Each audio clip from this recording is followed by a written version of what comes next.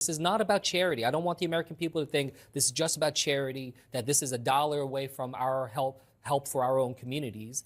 This is about us in this very dangerous very dangerous global environment right now, the most dangerous environment I've ever seen during my lifetime. We deserve to have every tool at our disposal. And we've always had a foreign policy based upon defense, diplomacy, and development. That is something that Ronald Reagan himself was a big supporter of, which is why USAID is in the Reagan building here in DC, is because it was a bipartisan understanding about having those tools. And we're now seeing that come to an end.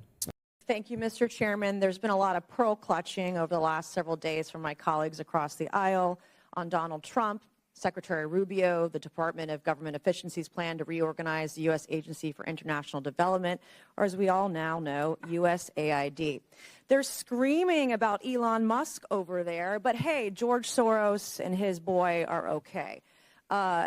They scream that we're all a threat to democracy when they've been systematically dismantling democracy before our eyes. They've been caught with their hand in the cookie jar, and there's no going back. So I would tell my colleagues across the other side of the aisle, take your salty tears and sit right back down.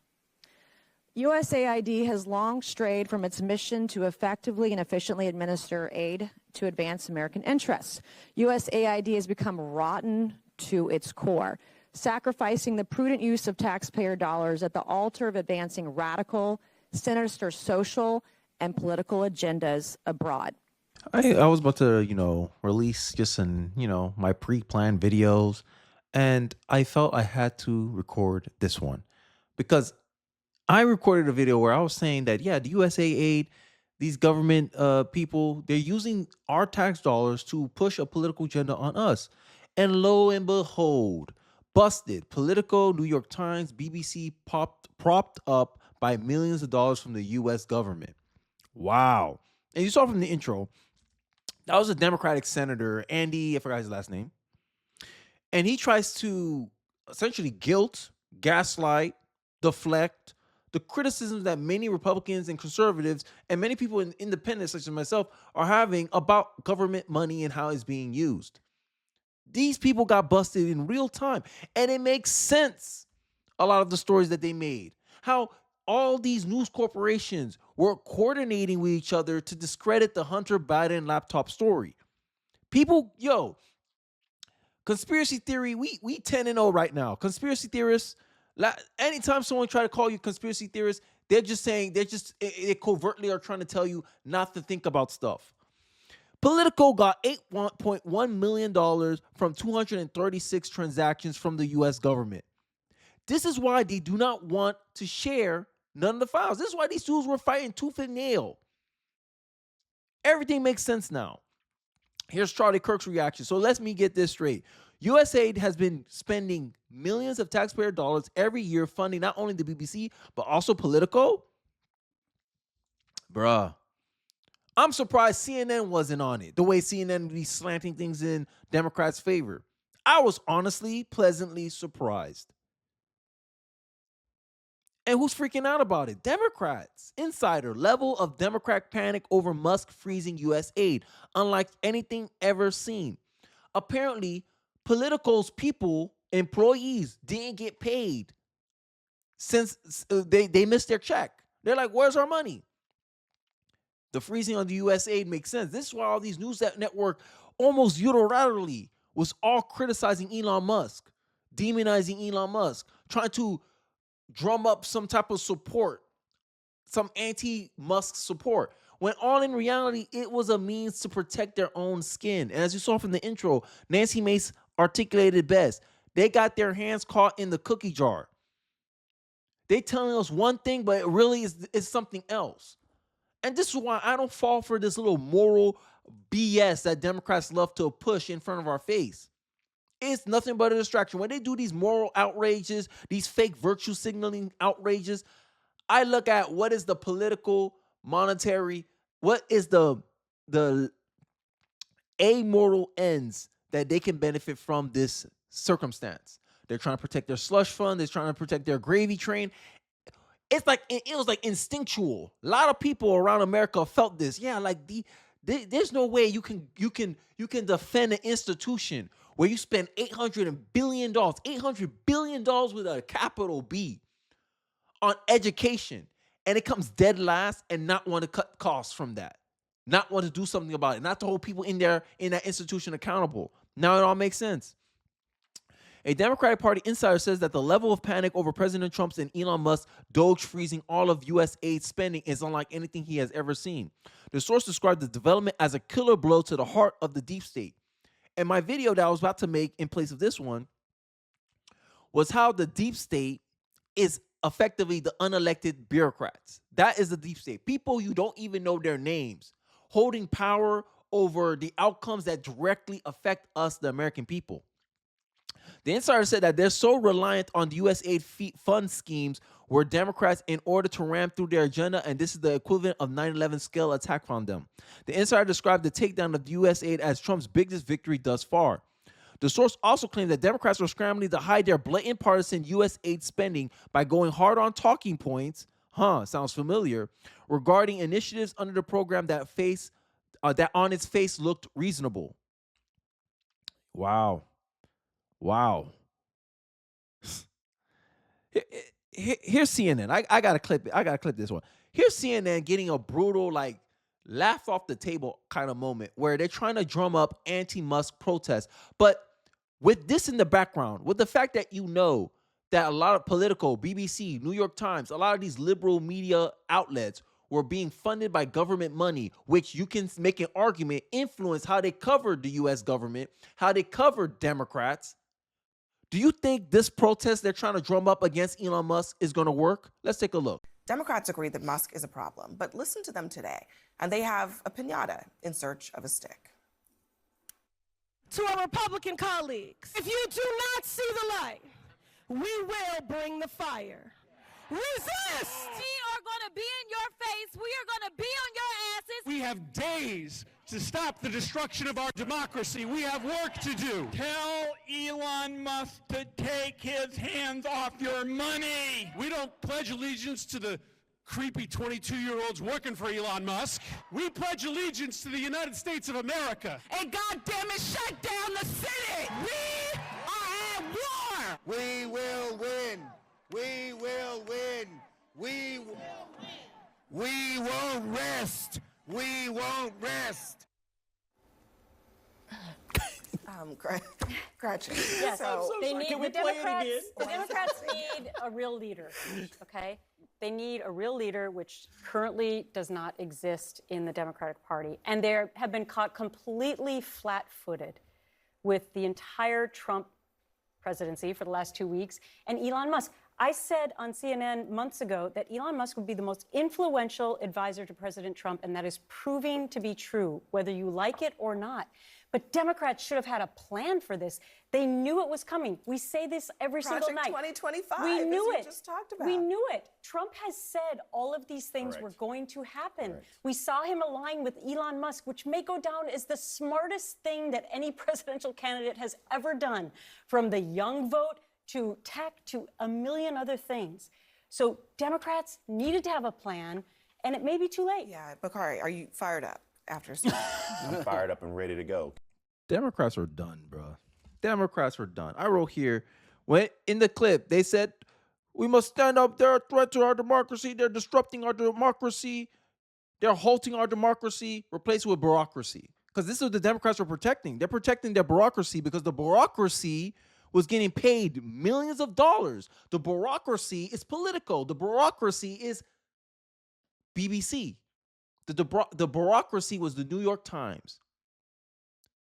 Look, this guy, Bill Kristol, I mentioned in one of my other prior videos when talking about the USAID, who knew the USAID would open up a can of worms and confirm many beliefs, many speculations that people who are very anti-government, such as myself, I'm not anti-government, I'm skeptical of government. I'm skeptical of people telling me that they know more, they know how to manage my money more than I know how to manage my own money, even though they don't create the money. You get the money from me, a percentage of my work, my sweat, my tears, and you get to squander it on bureaucrats like Bill Kristol. What do you know? Even Trump-hating Bill Kristol Group was receiving millions from inside the USAID metric. Politico published the original Hunter Biden laptop story equal Russian disinformation. So if you're a goodwill, how you call it, Democrat, liberal, right? You believe in the best in the Democrats while I believe in the worst of the Democrats. How can you honestly give the benefit of the doubt about how the Democrats are vehemently defending this organization? Remember, Trump was like, yo, we don't know where the money is. We want transparency. We just want to investigate. So we freeze for 90 days not to send any money anywhere. Democrats went awry because a lot of them was indirectly or directly getting paid by these organizations. And you stopped their gravy train. Just like the Politico employees found out that Politico is very reliant on government spending when Politico failed to make payroll. Imagine that. When your company can't make payroll, it's a bad sign that it's going to go under. And they got busted. I can't wait. I'm doing this early because I want to get ahead of this. I want to give my thoughts before it's influenced by anything else that I find online. But the fact, I need to see that CNN debate. CNN better cover this. Scott Jennings better cover it. Let my boy talk. On Tuesday, staffers at Politico was notified that a technical error this is what they're saying, had prevented paychecks from going out. Many joke that this has something to do with Trump's administration putting a freeze on USAID. Right? And while there was no evidence the two are linked, the suggestion prompted internet sleuths to look into Politico's source of funding. What they found was absolutely shocking. According to government spending tracker website USA Spend, Politico, which laundered the Hunter Biden 51 intelligence officials' propaganda during the 2020 election, received up to $27 million. By some counts, $32 million from various U.S. agencies during the Biden years. Rewarding for a job well done, anyone? This is what I'm saying. I rather trust the internet more than the TV. This is a slogan that I created on this channel. Steal it if you want. I don't give a damn. Just give me credit. I trust the internet more than I trust the TV because with the TV can be funded by the government. The TV has other vested interests that's not closely tied to me. At least if you're on the internet, you living a closer life to me. You have a closer reference point to me. So if you give out information, there's less of a conflict compared to someone on the television. My estimation, anyway. In one instance, roughly $500,000 was spent on 37 pro subscriptions for Politico. Imagine that. This is odd. The details are subscriptions to Politico for 37 users in the FDA for $500,000? Propped up. Politico has a subscription called Politico Pro, which costs around $10,000 a year. Politico should be transparent about how many of these pro subscriptions are government funded given the lucrative cause. I'm guessing is upward to 90%. It seems to me that the entire program is, oh my God, expose. Of note, Politico was sold to German media giant Axel Springer, which also owns Business Insider, for $1 billion in 2021, meaning U.S. taxpayer money has been flowing to the government for the German media giant to prop up their U.S. propaganda rags. Wow. You see why political domination in the government is not to the benefit of the American people? Right? I complain about bias all the time because an institution overwhelmingly dominated by one political aisle, they'll do stuff like this. Getting paid under the table to uplift left-wing elites like the Democratic Party. Democratic Party are the party of bureaucracy. They're not the party of America. They're a party of globalists. They're the party of WEF. They're America last. This is America last type stuff. It's not just subscriptions. They're huge ad contracts, dinner parties. DC throws itself under the guise of media conferences, sponsorships, and all paid for by the taxpayers. Once done with Politico, look at its spawn, Axios, founded by political veterans. Ooh. Hey, man, not a good look. At least, look at this. The New York Times received $3.1 million in taxpayer funds, while the UK received $3.2 million. No wonder the UK hated Donald Trump so much. You had an economic interest, BBC. Wow. Conspiracy theorists, where's a penny I can pay y'all? These people, and I'm gonna end it off with this. When liberals slander conservatives, calling them conspiracy theory, all you're really doing is you slandering skepticism.